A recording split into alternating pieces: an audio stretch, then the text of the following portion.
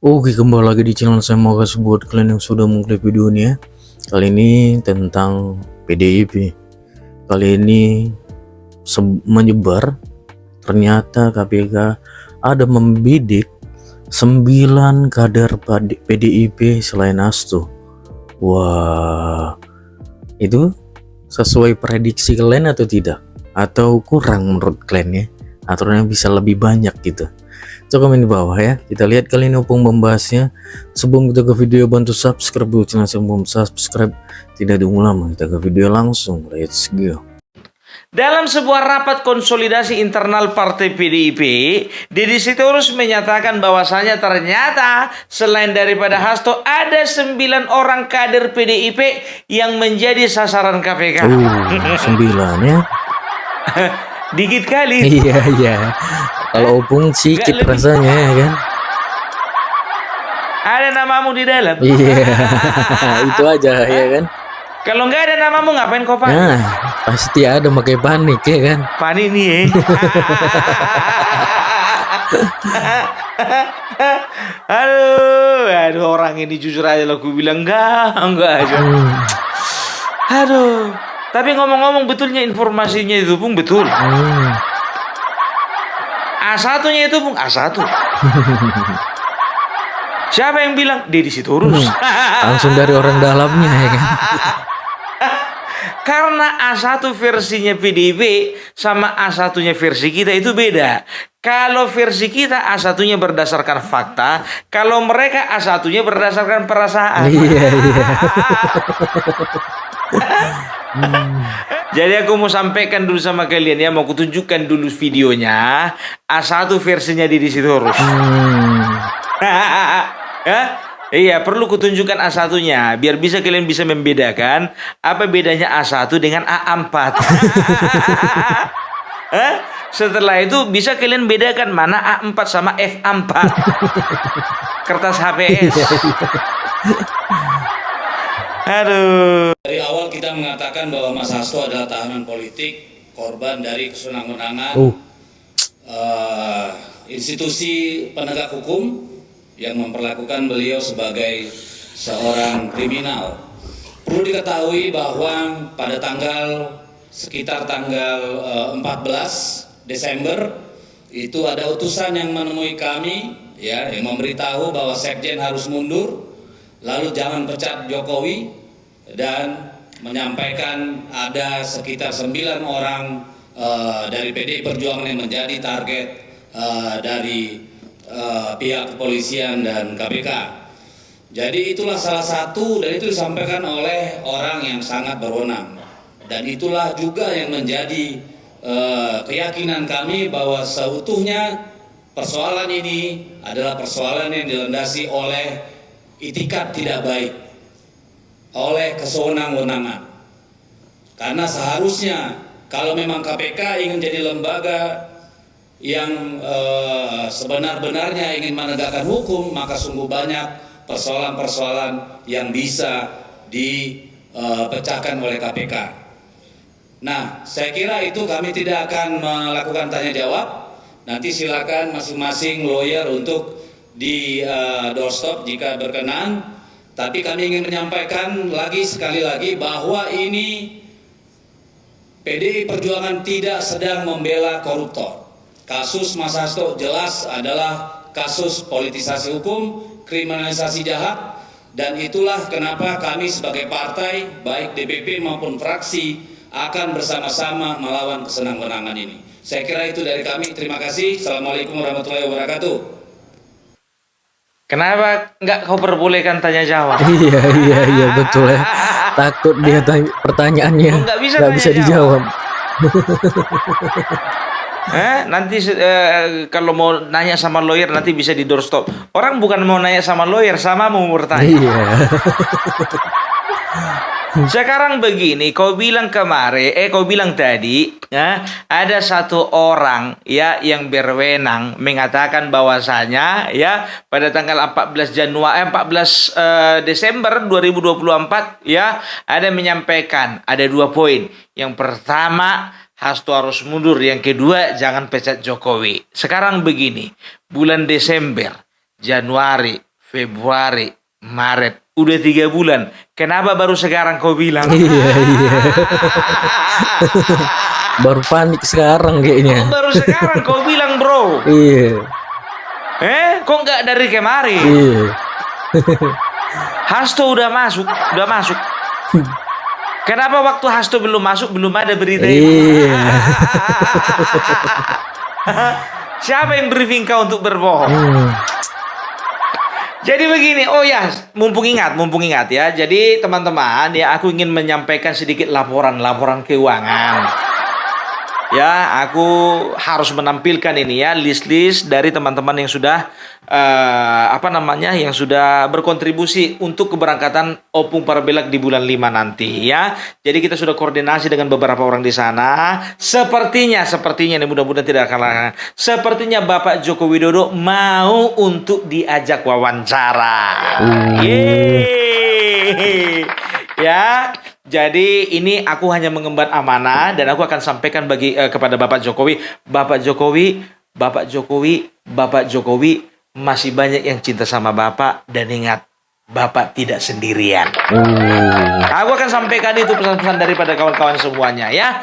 Jadi untuk teman-teman, mana tahu masih ada yang mau berkontribusi ya, di bawah Opung sudah sertakan nomor rekening ya. Silakan langsung aja transfer ke situ ya. Kayaknya udah ya, nggak usah panjang-panjang, singkat-singkat aja ya. Karena apa? Karena kemarin ada yang komentar, dasar channel kere katanya. Dikiranya aku minta-minta.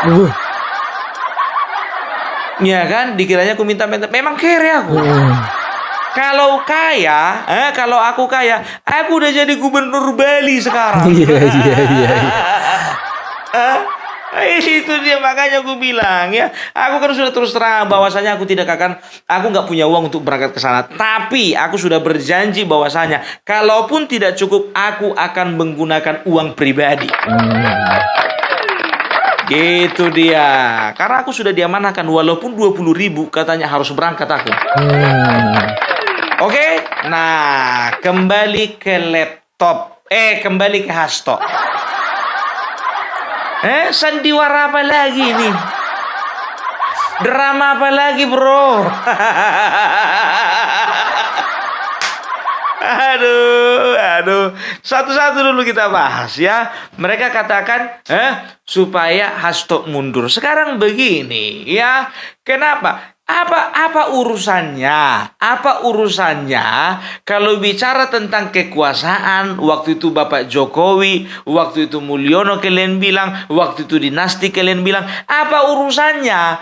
Mau si Hasto jadi sekjen atau nggak jadi sekjen, ora urus. Ya, nggak ada masalah, nggak ada urusan, kan begitu. Sekarang ya, yang jadi masalah Hasto itu jadi sekjen atau enggak, itu sama-sama orang partai kalian.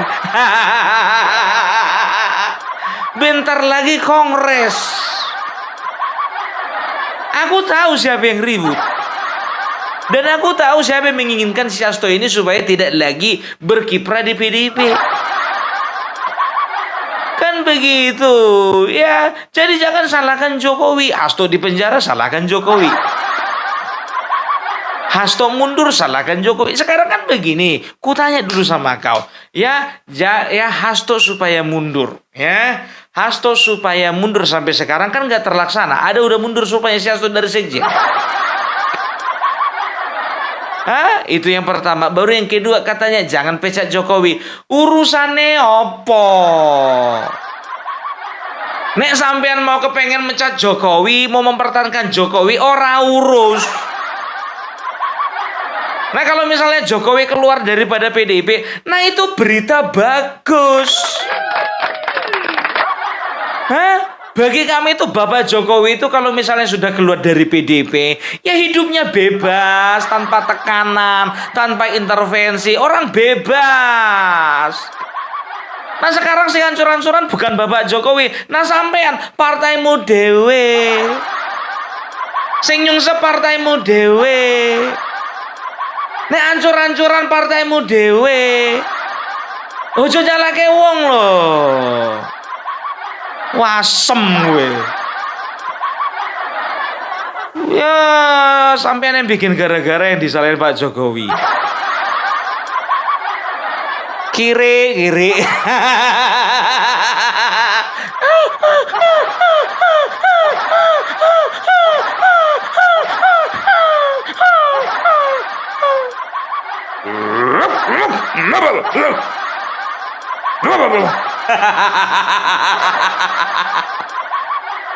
Ya kono iko yang ngono tuh mentalnya kiri.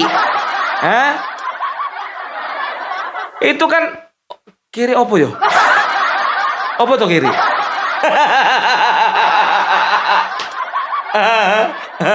Anak anjing sing cilik kuwi. Iku jenenge kiri. Ya kiri kalau misalnya kejepit, pasti dia menangis. Merasa terjepit.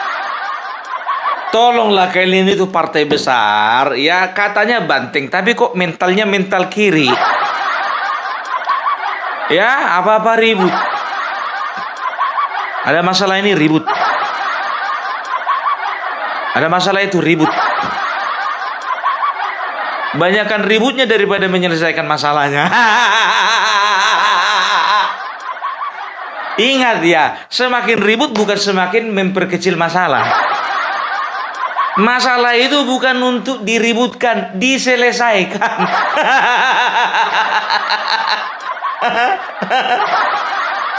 Aduh, ya maaf ya, karo dulurku yang ada di Jawa Tengah, saya pinjem kata-kata kiri itu, maksudnya supaya mereka paham, ngono loh ya. Masa katanya partai banteng, tapi mentalnya mental cemen. Kalau banteng itu nggak pernah ribut. Banteng mana ada banteng suaranya.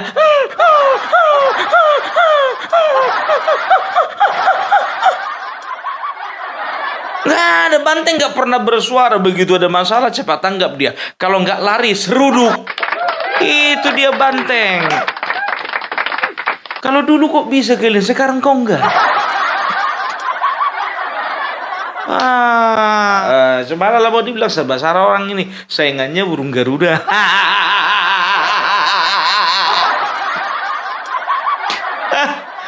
Itu makanya, aduh, sudahlah ya. Jadi sekarang begini ya, nggak usah lagi drama apapun kalian bilang ya, masyarakat nggak akan pernah percaya lagi ya. Apapun yang mau disampaikan Deddy Sitorus ya, masyarakat udah ogah ya untuk percaya lagi. Masyarakat udah kehilangan simpati sama kalian. Gitu loh. Coba alasannya apa? Nggak boleh tanya jawab. Alasannya apa? Sekarang orang ini sudah merekrut satu pengacara baru ya, dan dia itu dengar kabar dari ex penyidik KPK, kalau nggak salah namanya Febri apa gitu loh ya. Jadi kalau di total semua pengacara orang ini ada 1001. 1000 pengacara lama, 1 pengacara baru. Jadi totalnya 1001.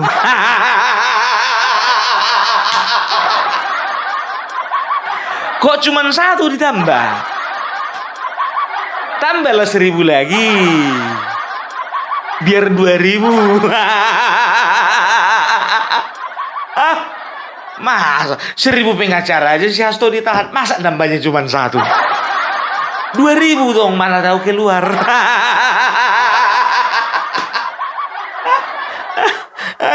Aduh ya. Dan juga tahu enggak kalian, coba kalian dengarkan lagi lanjutannya ya, dengarkan lanjutannya ini biar tahu kalian anggota dewan dari anggota dewan dari fraksi PDIP ya berencana untuk mengawal kasusnya si Hasto. Apa nggak ada kerja yang lain? Kalian digaji rupanya untuk mengawal kasusnya si Hasto atau memikirkan rakyat? Kalian digaji untuk ngurusin rakyat loh, bukan ngurusin si Hasto. Kita dengar. Fraksi DPR RI PDI Perjuangan hadir di acara ini. Kami akan menjalankan fungsi kami di DPR RI untuk mengawal proses pengadilan ini dan mendukung tim hukum P didampingi oleh teman-teman dari POPSI 3, teman-teman dari fraksi DPR RI PDI Perjuangan di Komisi 3, pimpinan Bapak Dede, Kemudian ada Kapoksi Bapak Safarudin. Ada anggota-anggota Poksi Bapak Wayah. Kemudian ada Mas Fala Amru. Ada Mbak Dewi. Ada Mas Gilang. Dan Mas Pulung. Ini adalah anggota Komisi 3 dari fraksi PDI Perjuangan yang akan ikut mengawal proses hukum ini dan ikut mendukung tim hukum pengacara yang telah ditunjuk DPP PDI Perjuangan. Mengawal proses hukum ini. Bahasanya diperhasut, mengawal. Hasto bilang lah. Dulu waktu Partai Demokrat ya, banyak kadernya itu tersangkut masalah korupsi ya. Sultan Batugana, IGD Pasek Suardika, setelah itu ada Anas Urbaningrum ketua umum, setelah itu ada Andi Malaranggeng ya. Itu nggak ada itu arahan dari atas ya untuk anggota dewannya itu mengawal permasalahan mereka. Nggak ada.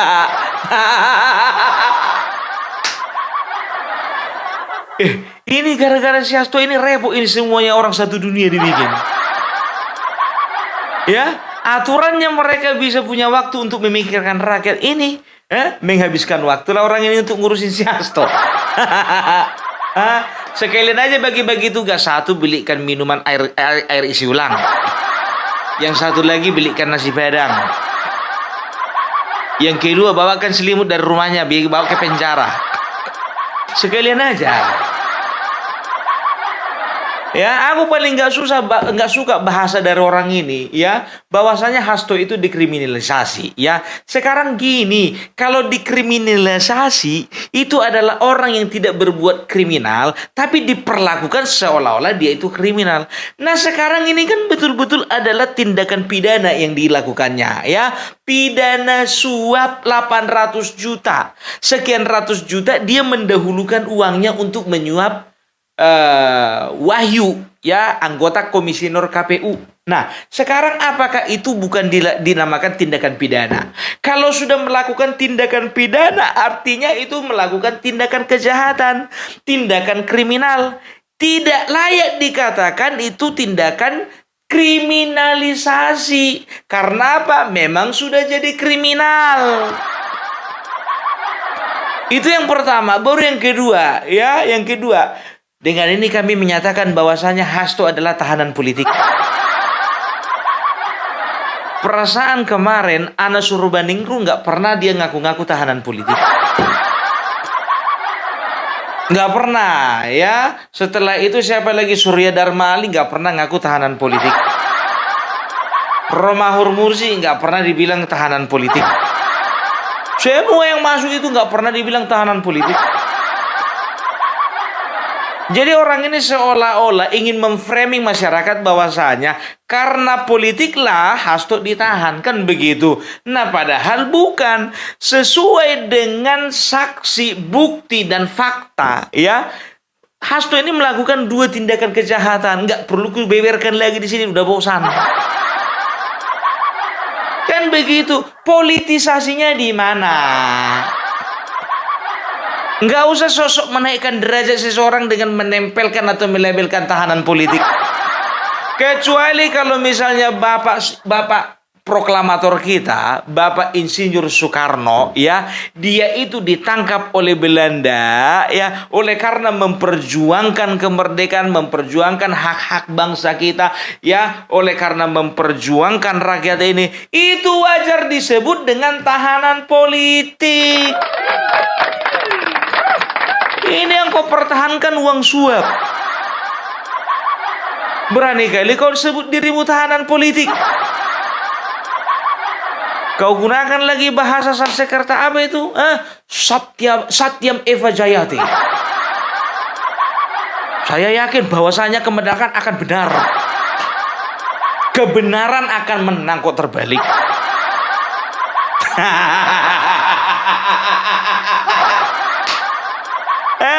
Kita lihat dulu pernyataan terbaru dari si Hasto, biar gak penasaran kalian. Sekalian juga kalian lihat dulu keadaannya sehat atau enggak. Independensi dari lembaga peradilan ini, sehingga dari tempat ini diharapkan bisa menjadi lambang supremasi penegakan hukum yang berkeadilan. Sebab itulah mengapa hakim di dalam mengambil keputusan selalu menyatakan berdasarkan ketuhanan yang Maha Esa. Sikap saya tetap tidaklah berubah, bahwa apa yang terjadi adalah suatu bentuk dari kriminalisasi hukum karena kepentingan kekuasaan di luarnya. Jadi saya adalah tahanan politik. Seperti biasa, Satyam Eva Jayate. Kebenaran pada akhirnya akan menang. Tapi kok kalah? Kok kalah kok di persidangan toh? Padahal tiap hari kau gaungkan itu Satyam Eva Jayate. Ya, kadang-kadang kata-kata yang bagus, kata-kata yang baik, kata-kata yang positif, ya, ketika disampaikan sama orang yang negatif, itu value-nya berkurang. Sama kayak si Amin Rais, jujur aja, selalu mengutip isi-isi ayat suci. Padahal ayat-ayat itu adalah ayat-ayat indah, ayat-ayat yang bermakna, ya. Tapi karena disampaikan oleh orang yang auranya negatif, ya, jadi kesannya itu jadi negatif gitu loh. Aduh, udahlah, nggak usah nyampe-nyampe ke situ. Ya, karena apa? Karena manusia-manusia ini memang nggak bisa nggak bisa lagi kayaknya bertobat. Apalagi Amin Rais. Ya, dia katakan apa? Kenapa pas giliran saya, ya kesannya itu buru-buru, ya. KPK contohnya untuk proses P21 itu biasanya rata-rata 120 hari. Ini kok dikebut 2 minggu. Sekarang begini, 120 hari itu kan maksimal. Kalau memang dikebut 2 hari, kenapa harus 2 minggu? 2 minggu udah hewe itu, udah lama itu. Daripada 2 hari. Sekarang begini, ya, orang-orang di KPK, penyidik, ya, semuanya termasuk ketua KPK, ya, itu udah tahu kalau kau itu kayak belut. Ya, mumpung sekarang daya lindir kalian itu udah kurang. Selama ini kan kayak belut, ditangkap lepas, kan begitu. Karena licin dia. Makanya sekarang KPK nangkap kalian itu pakai garam. Diolesi dulu tangannya pakai garam, begitu ditangkap nggak bisa lepas. Udah kesat dia, udah kesat.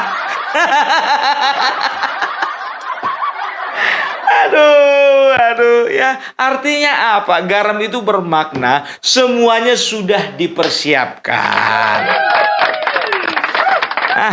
Opung Parbelak ini ada-ada aja bikin istilah garam, belut, kiri.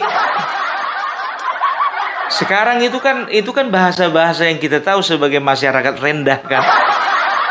Bagi mereka kita ini masyarakat rendah. Padahal moral mereka lebih rendah daripada kita. Nggak apa-apa kita dianggap rendah, yang penting moral kita nggak rendah. Ya, jadi itu dia, ya. Kalau masyarakat ini udah paham, ya. Mau 100 kali kalian bikin konferensi pers, mau 100 kali kalian konsolidasi, kami cuma nontonnya. Karena kami tahu kekacauan itu bukan antara kalian dengan luar daripada partai kalian. Kekacauan itu terjadi sama-sama kalian, gitu. Tapi seolah-olah ada tangan-tangan dari luar mengintervensi. Apalagi dekat-dekat Kongres ini. Aduh. Sekarang begini, ku tanya dulu sama kalian, ya. Jujur. Jawab jujur. Ya. dari tadi yang konsolidasi itu, kenapa nggak ada Bapak Bambang Pacul?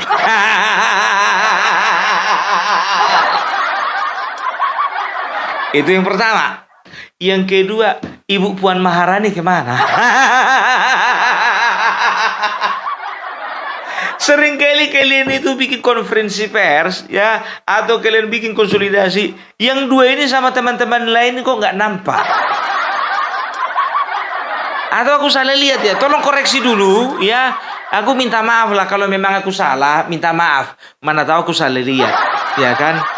Pastikan dulu memang betulnya ada nggak di situ Bapak Bambang Pacul. Ibu Puan Maharani kemana? Aduh, nggak diajak orang itu ya. Capek kalau bahas orang ini, tapi asik.